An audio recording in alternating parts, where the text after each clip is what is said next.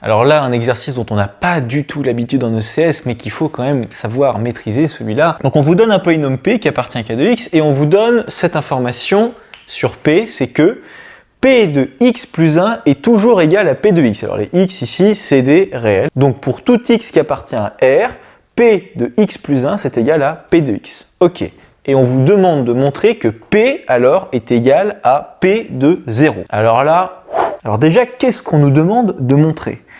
On nous demande de montrer que P, donc le polynôme P, est égal à P évalué en 0. Mais P évalué en 0, qu'est-ce que c'est?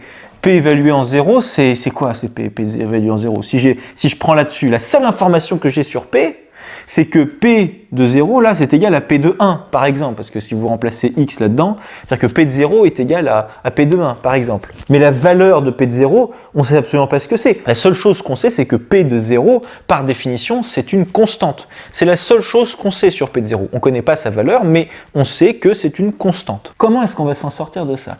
Il faut à tout prix qu'on s'intéresse à cette propriété, le fait que P de X plus 1 est égal à P de X. Qu'est-ce que ça veut dire que P de X plus 1 est égal à P de X? Et bien ça veut dire que votre polynôme P là, il est périodique. C'est-à-dire que toutes les unités, vous allez retomber sur la même valeur, obligatoirement. C'est-à-dire, je m'explique. Prenons comme point de départ, X est égal à 0. Voilà, là, vous partez de P de 0. Et bien vous savez que P de 0, obligatoirement, il est égal à P de 0 plus 0. Il est égal à P de 1, du coup. Donc ça, c'est égal à P de 1. Mais P de 1, à son tour, je peux tout à fait lui appliquer cette même relation, cette même logique. Oui, parce que regardez, si je remplace X ici par 1, qu'est-ce que ça va me donner?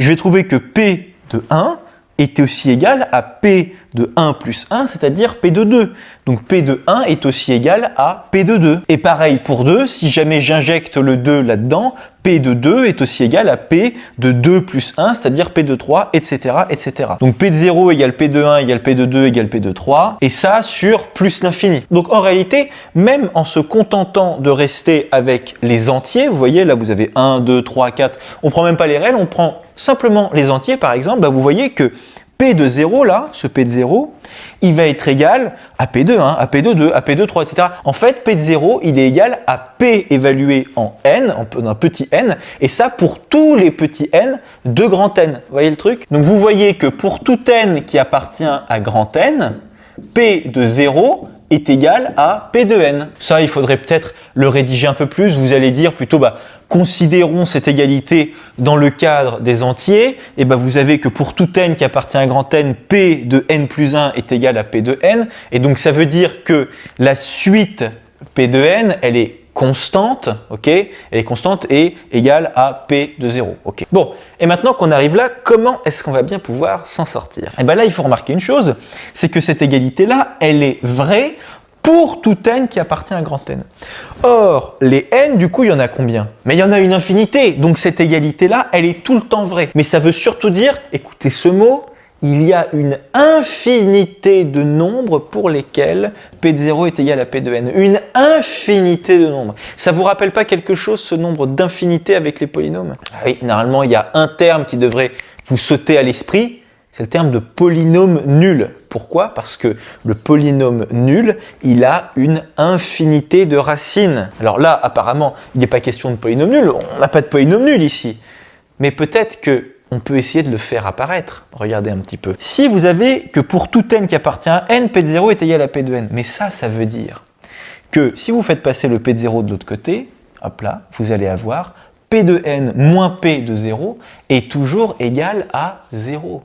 Ah, on va réécrire ça. P de n moins P de 0 est égal à 0. Voilà, là, cette écriture, elle est quand même pas mal, parce que ça veut dire que pour tout n qui appartient à n, le polynôme P évalué en n, moins une certaine constante, qui est P de 0, est toujours égal à 0. Alors là, maintenant, il faut vraiment avoir l'esprit bien clair.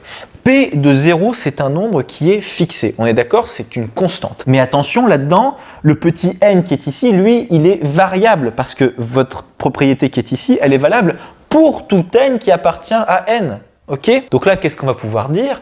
On va pouvoir dire que le polynôme, P moins P de 0, qui est une constante, eh bien, c'est un polynôme qui a une infinité de racines. Bah oui, parce que le polynôme P moins P0, P0, c'est, vous pourriez l'appeler A, vous pourriez l'appeler B, enfin je veux dire c'est une constante, vous voyez, c'est un nombre fixé, ok? Mais là, du coup, votre polynôme P moins P0, eh ben, obligatoirement, il a une infinité de racines.